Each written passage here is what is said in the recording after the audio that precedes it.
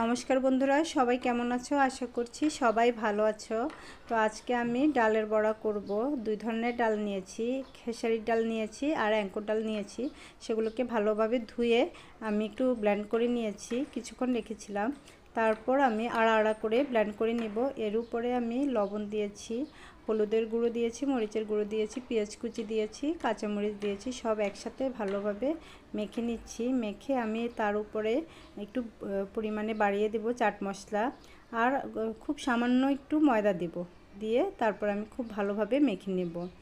ময়দাটা দিলে একটু আঠালো ভাব হয়। এরপর আমি তেলে এগুলোকে গোল গোল করে ভেজে নেব।